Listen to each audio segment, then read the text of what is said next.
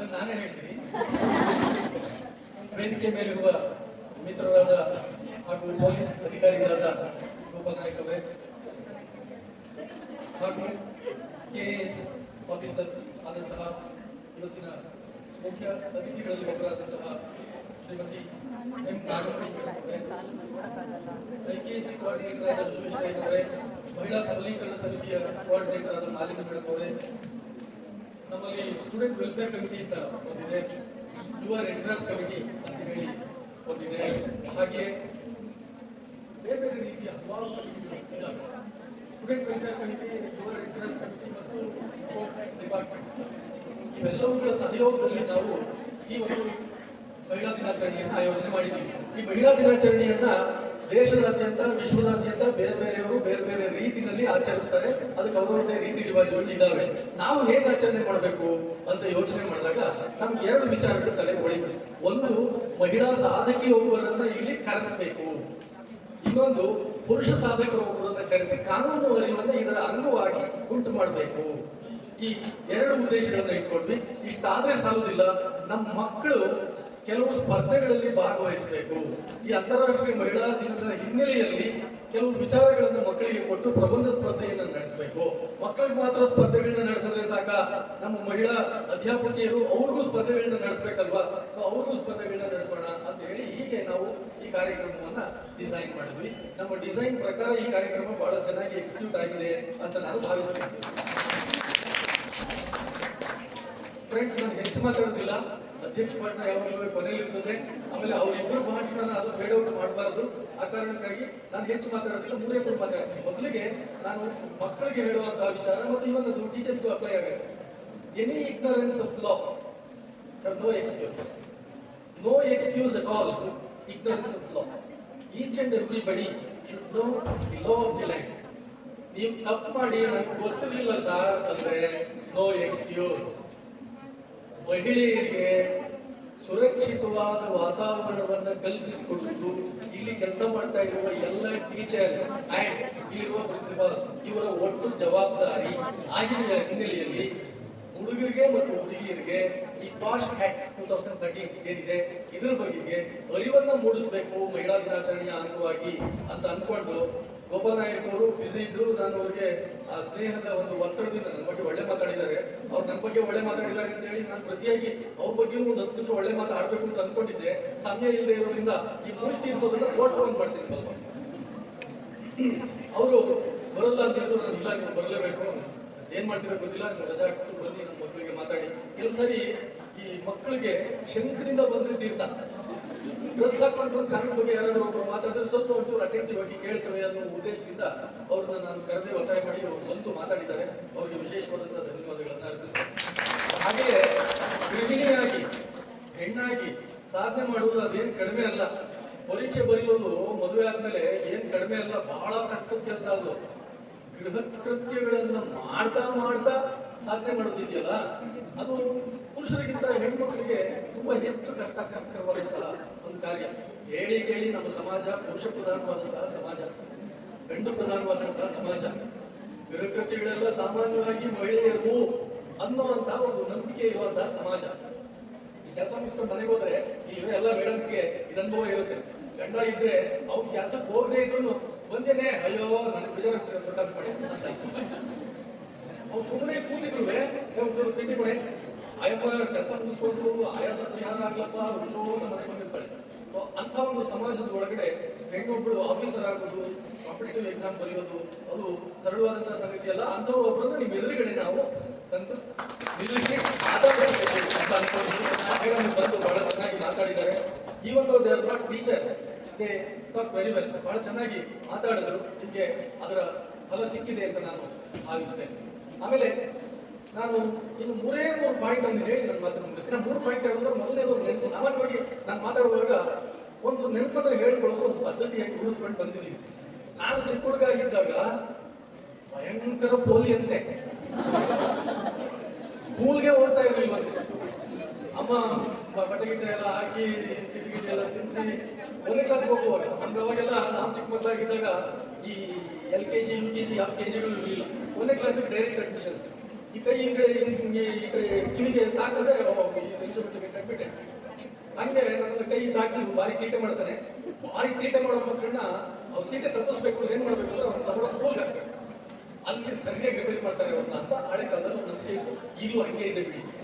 ತುಂಬಾ ಆಕ್ಟಿವ್ ಆಗಿರೋ ಮಕ್ಕಳು ಸ್ಕೂಲ್ಗೆ ಹೋಗಿ ಬಂದ್ರು ಅಂದ್ರೆ 3 ತಿಂಗಳಿಗೆ ಮೂಕರಾಗಿ ಹೋಗ್ಬಿಡ್ತವೆ. ಏನು ಹೆಚ್ಚು ಮಾತಾಡೋದೇ ಇಲ್ಲ, ಮೂರ್ಖ ಹೋಗ್ಬಿಡ್ತವೆ.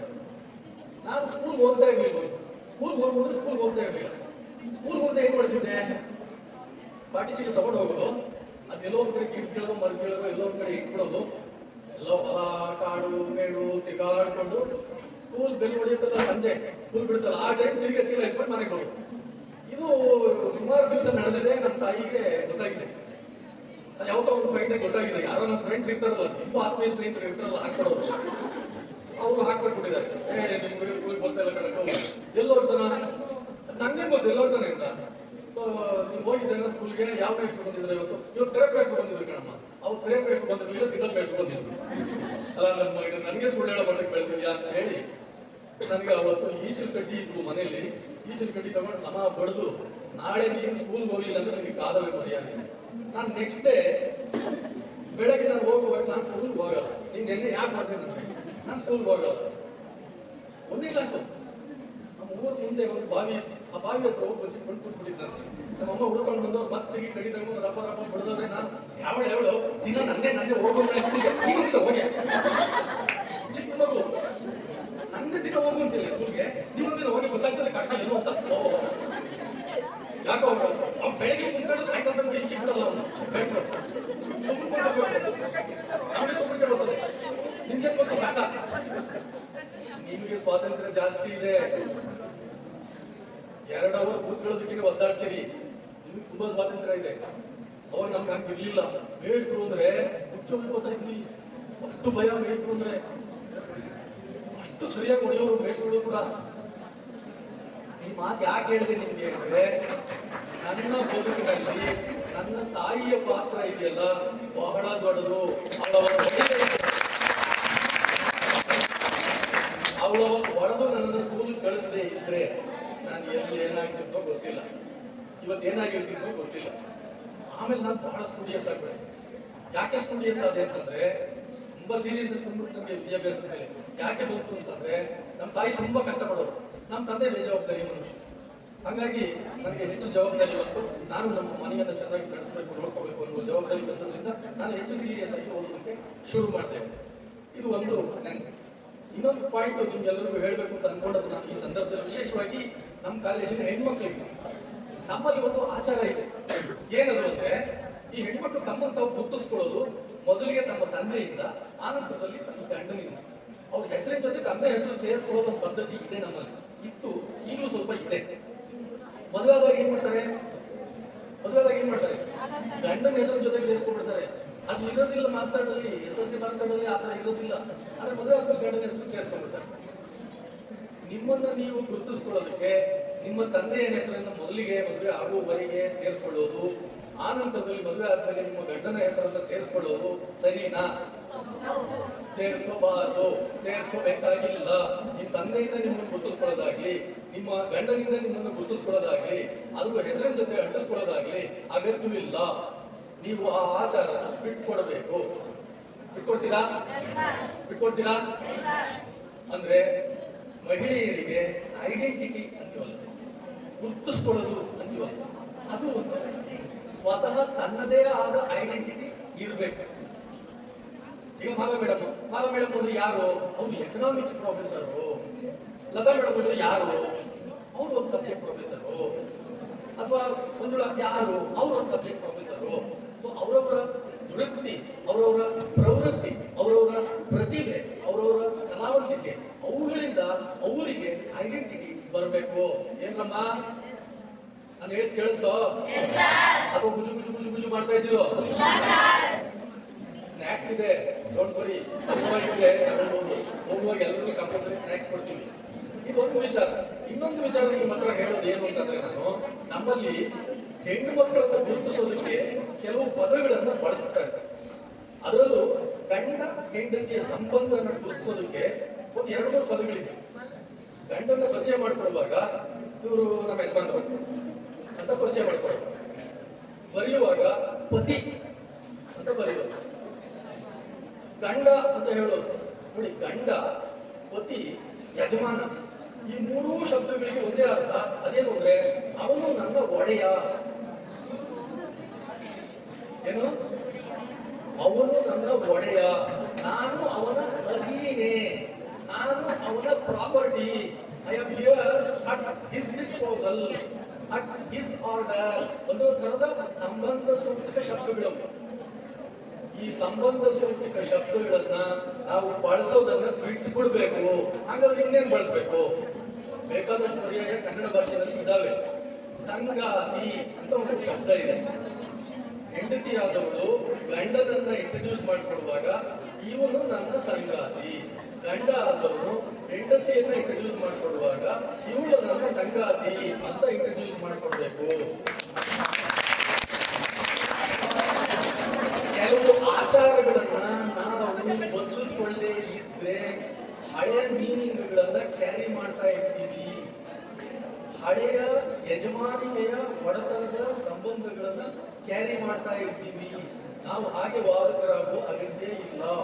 ಮಹಿಳಾ ದಿನಾಚರಣೆಯ ಆಚರಣೆ ಮಾಡೋದರ ಒಂದು ಫಲ ಇದು ಕೂಡ ಆಗ್ಬೇಕು. ನೀವು ಬದುಕುವ ರೀತಿಯಲ್ಲಿ, ನೀವು ಯೋಚನೆ ಮಾಡುವ ರೀತಿಯಲ್ಲಿ, ಈ ಗುಜು ಮಾತಾಡುವ ರೀತಿಯಲ್ಲಿ ಬದಲಾವಣೆ ಆಗ್ಬೇಕು. ಆಗುತ್ತಾ? ಬದಲಾವಣೆ ಮಾಡ್ಕೊತೀರಾ? ಅಳವಡಿಸ್ಕೊತೀರಾ? ಏನಮ್ಮ, ಮದುವೆ ಆದಾಗ ಹೆಣ್ಮಕ್ಳು ಸಾಮಾನ್ಯವಾಗಿ ಕಾರ್ಡ್ ಕೊಡಕ್ ಬರ್ತಾರೆ. ಗೊತ್ತಾಯ್ತು. ಮಕ್ಕಳಿಗೆ ತಾಯಿ ಹುಷಾರ್ ಬಂದಾಗ ಅವರು ಎಷ್ಟೇ ಗಲಾಟೆ ಮಾಡಿದ್ರು ಔಷಧಿನ ಒಳ್ಳೆದಾಗಿ ಗಿಡಿತಾರೆ. ಕೆಲವು ಹಸು, ಕರು, ದನ ಔಷಧಿ ತಿನ್ನಲ್ಲ, ಒಟ್ಟದಲ್ಲಾಗಿ ಗಿಡಿತಾರೆ. ಯಾಕೆ? ಅವು ಚೆನ್ನಾಗಿರ್ಲಿ, ಆರೋಗ್ಯವಾಗಿರ್ಲಿ ಅಂತ. ನಿಮ್ಗೂ ನಿಮ್ ಮನಸ್ಸುಗಳು ರಿಪೇರಿ ಆಗ್ಬೇಕು ಅಂದ್ರೆ ಟೈಮ್ ಗಮನ ಕೊಡದೆ ನಾವು ಹೇಳೋದನ್ನ ನೀವು ಕೇಳ್ಬೇಕು. ನೀವು ಕೇಳದೆ ಇದ್ರು ನಾವು ಕೇಳ್ಬೇಕು. ಇದು ನಮ್ ಡ್ಯೂಟಿ, ನಮ್ ಕರ್ತವ್ಯ. ನಮ್ಗೆ ಗೊತ್ತಿಲ್ಲದೆ ಕೆಲವು ಆಚಾರಗಳನ್ನ ರೂಢಿಸ್ಕೊಂಡಿರ್ತೀವಿ. ಅದ್ರಲ್ಲಿ ಏನ್ ತಪ್ಪು? ನಮ್ಮಪ್ಪ ಹಂಗೆ ಮಾಡ್ತಿಲ್ಲಪ್ಪ, ನಮ್ಮಮ್ಮ ಹಂಗೆ ಮಾಡ್ತಿಲ್ಲಪ್ಪ, ನಾನು ಹಂಗೆ ಮಾಡೋದಪ್ಪ. ಯಾಕೆ ಹಿಂಗ್ ಮಾಡ್ಬೇಕು? ಇದ್ರ ಮೀನಿಂಗ್ ಏನು ಅಂತ ವೈಚಾರಿಕವಾಗಿ ಯೋಚನೆ ಮಾಡುವಂತ ಮನಸ್ಸನ್ನು ನೀವು ಬೆಳೆಸ್ಕೊಳ್ತಾ ಇದ್ರೆ ನಿಮ್ ಎಜುಕೇಶನ್, ನಿಮ್ ಪದವಿ ದಂಡ. ಏನಪ್ಪ? ಓಯ್, ಇಲ್ಲಿ ನೋಡ್ರು, ಪಾಶ್ ಆಕ್ಟ್ ಇದೆಯಲ್ಲ, ಹುಡುಗಿಗಿಂತ ಜಾಸ್ತಿ ಹುಡುಗರು ಗೊತ್ತಿರ್ಬೇಕು. ಕಣ್ಣು ಮಿಸ್ಕೋದು ತಪ್ಪು, ಸನ್ನೆ ಮಾಡೋದು ತಪ್ಪು, ಫ್ಲೈಯಿಂಗ್ ಕಿಸ್ ಕೊಡೋದು ತಪ್ಪು, ಟಚ್ ಮಾಡೋದು ತಪ್ಪು. ನಿಮ್ ಮೇಲೆ ಕಂಪ್ಲೇಂಟ್ ಕೊಟ್ಬಿಡ್ಬೋದು. ಹೆಣ್ಮಕ್ಳು ಹುಷಾರ್ ಕಂಡ್ರು.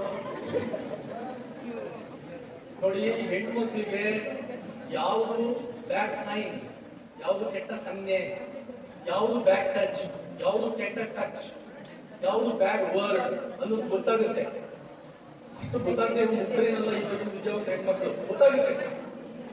ಅದನ್ನ ನೀವು ವಿವೇಚನೆಯನ್ನ ಬಳಸಿ ನಿಮ್ಮ ವಿರುದ್ಧ, ಮಕ್ಕಳೇ, ಇವತ್ತು ನಾವು ಕಾನೂನು ಅರಿವು ಉಂಟು ಮಾಡಿದೀವಲ್ಲ, ನಿಮ್ಮ ವಿರುದ್ಧ ಯಾವುದೇ ಹುಡುಗ, ಯಾವುದೇ ಗಂಡಸು, ಯಾವುದೇ ರೀತಿಯ ಕಿರುಕುಳ, ದೌರ್ಜನ್ಯವನ್ನ ನಡೆಸಿದ್ರೆ ನೀವು ನಿರ್ಭಯವಾಗಿ ನಮ್ಮ ಕಾಲೇಜಿನಲ್ಲಿ ಇಂಟರ್ನಲ್ ಕಮಿಟಿ ಇದೆ, ಒಂದು ಕಂಪ್ಲೇಂಟ್ ಕೊಡಿ. ಗಾಯತ್ರಿ ಮೇಡಮ್ ಅದರ ಅಧ್ಯಕ್ಷರು ಅಲ್ಲ, ಅವರೇ ಅಧ್ಯಕ್ಷರು. ಇದ್ರ ಪ್ರಕಾರ ಕಮಿಟಿಯ, ಇಂಟರ್ನಲ್ ಕಮಿಟಿಯ ಅಧ್ಯಕ್ಷರು ಹೆಣ್ಮಕ್ಳೇ ಆಗಿರ್ಬೇಕು. ನಮ್ಮ ಕಾಲೇಜಿನಲ್ಲಿ ಕಮಿಟಿ ಇದೆ. ಒಂದೇ ಒಂದು ಉಪಯುಕ್ತವಾದಂತಹ, ಇಂಪಾರ್ಟೆಂಟ್ ಆದಂತಹ ಮಾಹಿತಿ ನಿಮ್ಗೆ ಕೊಡ್ತೀನಿ ಈಗ ನಾನು. ಅದೇನು ಅಂದ್ರೆ, ಕೇಳಿಸ್ಕೊಳ್ಳಿ, ಅಲ್ವಾ ಕಿವಿ ತೆರೆದು ಗುಜು ಮಾಡ್ತಾ ಇದ್ರಲ್ಲ, ಕಿವಿ ತೆರೆದು ಕೇಳಿಸ್ಕೊಳ್ಳಿ. Each and every education institution is a working place. Education institution ಕೂಡ working place. All students come under this law. ಇದ್ರ ಮಾಹಿತಿ ನಿಮಗೆ ಇರಲಿ. ನೀವು ಯಾವುದೇ ಸಂದರ್ಭದಲ್ಲಿ ನಿಮ್ಮ ಮೇಲೆ ದೌರ್ಜನ್ಯಗಳಾದ್ರೆ ನನ್ನ ಹತ್ರ ಬನ್ನಿ, ಗಾಯತ್ರಿ ಮೇಡಮ್ ಹತ್ರ ಬನ್ನಿ, ಕಮಿಟಿ ಮೆಂಬರ್ಸ್ ಹತ್ರ ಬನ್ನಿ, ಪರಿಹಾರ ಪಡೆಯಿರಿ. ಒಬ್ಬರಿಂದ ಒಬ್ಬರಿಗೆ ಇಲ್ಲೇನು 150 ಜನ ಇದ್ದೀರಿ. ಈ ವಿಚಾರನ ನಿಮ್ಮೆಲ್ಲ ಕಾಲೇಜಿನ ಮಿತ್ರರಿಗೆ ತಿಳಿಸಿ. ಈ ಕಾರ್ಯಕ್ರಮದ ಆಯೋಜನೆಗೆ ಶ್ರಮಿಸಿದಂತಹ ಎಲ್ಲರಿಗೂ, ಎಲ್ಲ ಕಮಿಟಿಯ ಸಂಚಾಲಕರಿಗೂ, ಅದರಲ್ಲೂ ವಿಶೇಷವಾಗಿ IPSC, SWF, YRC, sports and women empowerment committee ಇವರೆಲ್ಲರಿಗೂ ವಿಶೇಷವಾದ ಧನ್ಯವಾದಗಳನ್ನು ಅರ್ಪಿಸಿ ನನ್ನ ಮಾತನ್ನು ಮುಗಿಸ್ತೇನೆ. Thank you. ಧನ್ಯವಾದ. ಪ್ರಾಂಶುಪಾಲರ